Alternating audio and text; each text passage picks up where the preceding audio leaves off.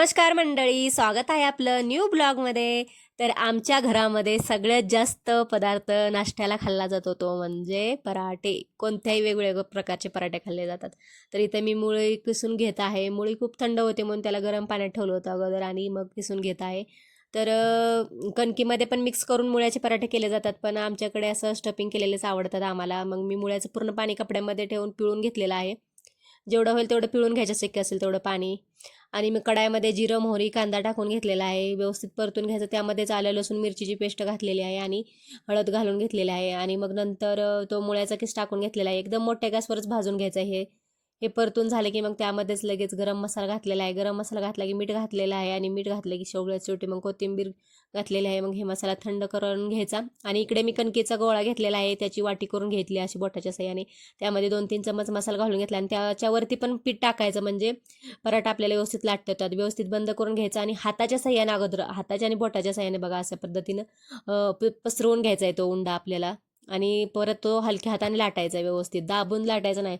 हलक्या हाताने लाटला की मग त्याच्यातून मसाला वगैरे बाहेर पडतो. इकडे त्यावर तवा गरम झाला, तव्यामध्ये पराठा टाकून घेतलेला आहे. एक साईड भाजली की दुसऱ्या साईडने पलटवून घेतलेला आहे. मग त्याला मी तेल लावून घेत आहे. तर तुम्हाला जसं आवडतं तसं तूप, बटर काही लावू शकता तुम्ही. इकडं थंडी असल्यामुळे मी काही बटर लावत नाही, तूप वगैरे, कारण ते लगेच थंड झालं की आळल्यासारखं होते. तर आमच्या घरी असं मुळ्याचे पराठे पण खूप आवडतात खायला, खाल्ले जातात असे पराठे जास्त. तर मी ही पराठे, तर बघा इकडं ड्रायफ्रूटचा डब्बा आहे, तो याच्यात सगळं रोज ड्रायफ्रूट एकत्रच ठेवले जातात आणि भिजवाय गेले की मला हे शोधावं लागत, बसावं लागतं शोधावं. तर म्हटलं ह्याच्यासाठी चला, असे डबे पडले होते माझ्याकडे, असे चटणीचे खाली झाले होते, तर हे फेकून देण्यापेक्षा मी याचं काहीतरी करत असते. मला असं डबे खाली झाले की फेकून द्यावं वाटत नाही, तर मी त्याला साफ करून काही असं मसाले वगैरे ठेवायला यूज करत असते. तर मी इथं गरम पाण्यात भिजू घालत आहे डब्यांना पहिल्यांदा. गरम पाण्यात भिजू घातले, साधारण 1-1.5 तास भिजू घातलं होतं मी यांना. तर आताने बघितलं त्याचं स्टिकर निघतंय, तर निघत होतं, पण पूर्ण काही निघत नव्हतं. म्हणून इथं मी काट्याचा चमच घेतलेला आहे, काट्याच्या चमचने असं हलकं खरडून काढलं.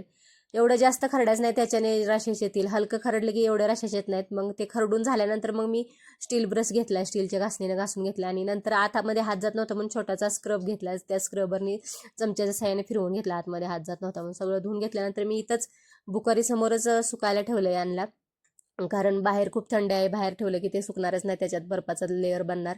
तर मी यांना पूर्णपणे कोरडं करून घेतले, सुकवल्यानंतर कोरडं करून घेत आहे. आणि कुठलंही काही ठेवायचं झालं की यांना पूर्ण कंटेनर काही असं कोरडं करून घेऊनच मग त्याच्यात ठेवायचं आहे. आपल्याला काही साहित्य ठेवायचं असेल, जसे डाळी वगैरे काही असेल, तर इथं मी ड्रायफ्रूट ठेवून घेत आहे याच्यामध्ये. तर बघा हे असं ठेवलं समोर की मग माझ्या बरोबर लक्षात येईल की काय भिजवलं काय नाही. तर मी रोज रात्री मुलांना ड्रायफ्रूट भिजू घालत असते आणि सकाळ देत असते. तर माझ्याकडून काय डब्यामध्ये होतं तर ते शोधावं लागायचं, कधी काय विसरायचं तर कधी काय विसरायचं, असं व्हायचं. आणि बघा हे आता असं समोर ठेवून दिलं की मग लगेच लक्षात येतं. आता हे मी सकाळी साफ करून ठेवलेलं आहे, सकाळी आमच्याकडे लाईट नव्हती म्हणून असं दिसतंय बघा. मग मी नंतर संध्याकाळी आता भिजवायला घेत आहे ड्रायफ्रूट, जसं बदाम घेतले, अक्रोड आहेत.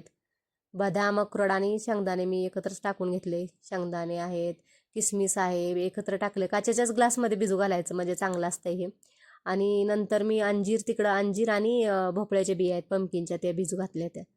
तर मंडळी बघा हे असं विसरत नाही. कसा वाटला व्हिडिओ नक्की सांगा.